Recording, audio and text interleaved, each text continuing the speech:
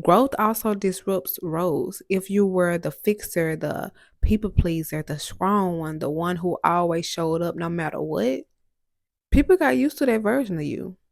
Eventually, you do find people who align with who you are becoming. Some relationships were built on shared pain, not shared purpose. When you start healing, if you've been changing, and I mean really changing, and suddenly your phone is quieter, conversations feel shallow, places you used to enjoy feel draining, and you don't feel fully understood anywhere anymore. You're not broken, you're not doing growth wrong. You're in the part no one warns you about. The lonely middle side, the space between who you used to be and who you're becoming. And if you don't understand this stage, you'll be tempted to scrape back just to feel normal again. Now, before we dive in, hey there, welcome to Self Authority. If you're new here, hi, my name is Ebony, and if you're returning, welcome back. This space is intentional. I'm really glad you're here. This space is also for people rebuilding their lives, their discipline, their peace, and their self trust without the noise, pressure, or pretending growth is glamorous. If you feel like you're evolving, it's costing you comfort or even certain relationships, you're in the right place. Go ahead and get comfortable because we're about to have a real conversation. Growth feels lonely because it separates you before it connects you. When you change internally, your external life doesn't update immediately. It's like your habits shifts first, then your tolerance, then your awareness increases. You start noticing those old situations or relationships you used to overlook. You start to hearing the tone, not just the words. You start feeling when something is off, something is draining or misaligned. Even if nothing too dramatic is happening, that awareness make old environments uncomfortable. You may sit in a room full of people you've known for years and feel like you're visiting instead of belonging. Conversations revolve around the same problems, the same gossip, the same complaints, and even the same patterns, and you don't have the energy for it anymore. Not because you think you're better than anyone, but because your nervous system is tired of the chaos. You are tired of the same chaos. Growth also disrupts roles. If you were the fixer, the people pleaser, the strong one, the one who always showed up no matter what, people got used to that version of you. When you start setting boundaries, resting, saying no, or prioritizing your peace, it can confuse or even upset other people. Not because you're doing something wrong, but because you're no longer predictable in a way that benefited them. So they stop calling, invitations change, some relationship fades quietly instead of ending dramatically. And that silence can feel louder than conflict. Another reason growth feels lonely is that you outgrow coping strategies before you build those new support systems. Maybe you used to numb stress with constant busyness, social media, food, overworking, or staying around people just to avoid being alone. When you stop those habits, you're left with space, real space. It's that space that gives you time to think, time to feel, time to face things you've been postponing for years. And space can feel like emptiness if you're not used to it. You may also realize that some relationships were built on shared pain, not shared purpose. When you start healing, those bonds weakens because the common ground is disappearing. You're no longer venting the same way, reacting the same way, or making those same choices.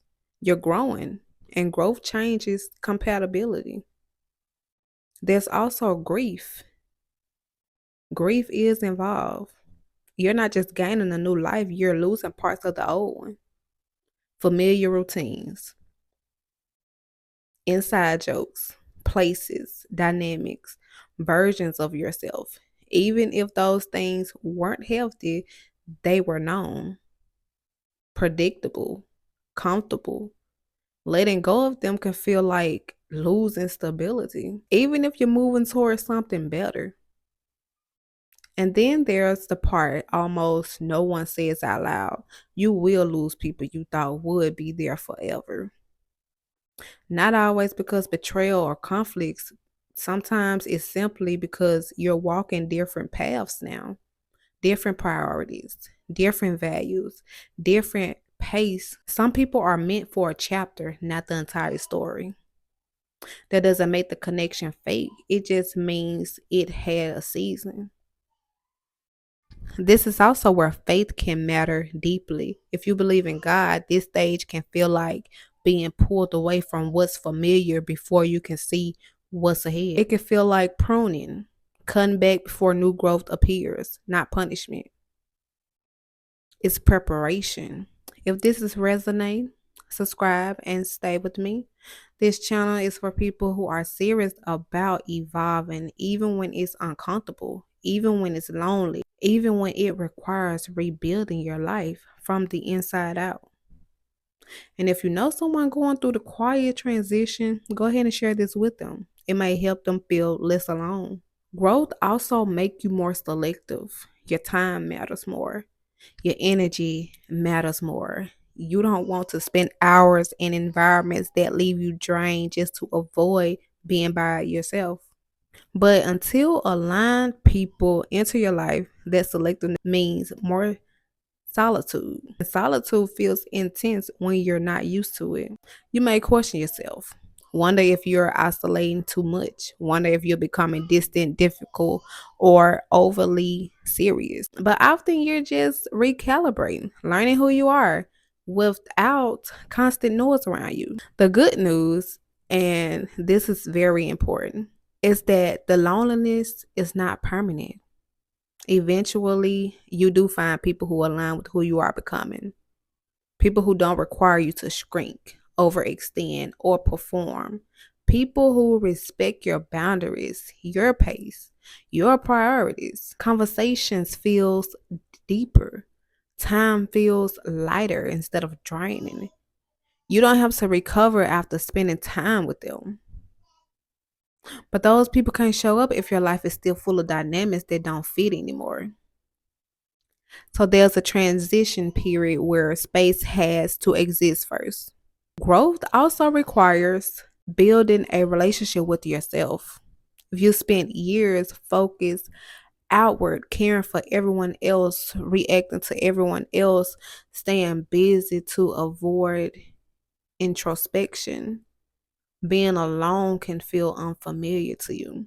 You're meeting yourself without distractions, your thoughts, your preference, your fears, your hopes. That can be uncomfortable at first, but it becomes grounding over time. And here's the part that gives many people relief. Feeling lonely during growth doesn't mean you made a mistake. It often means you didn't. You stay exactly the same. Everything will still feel familiar. The discomfort is evidence of change, not failure. It's transition. If you want to continue guidance as you build the life that actually fits who you are now, go ahead and subscribe. You don't have to figure this out alone, and you don't have to go backwards just to feel less lonely. When this video ends, don't rush to feel the silence. Don't text people who drain you just to feel connected. Don't return to environments you've outgrown just to feel normal. Sit with where you are. Use this time to strengthen yourself, clarify your direction, and create space for what truly belongs in your next chapter. You are not being left behind, you are being repositioned. Take a slow breath. The right people, the right environments, and the right opportunities often meet you after you done the uncomfortable work of becoming someone new. If no one told you, I am rooting for you. I'm rooting for your peace. I'm rooting for your growth and the connections that will eventually feel like home instead of effort. Go ahead and sit with that, and I will see you in the next video. Bye.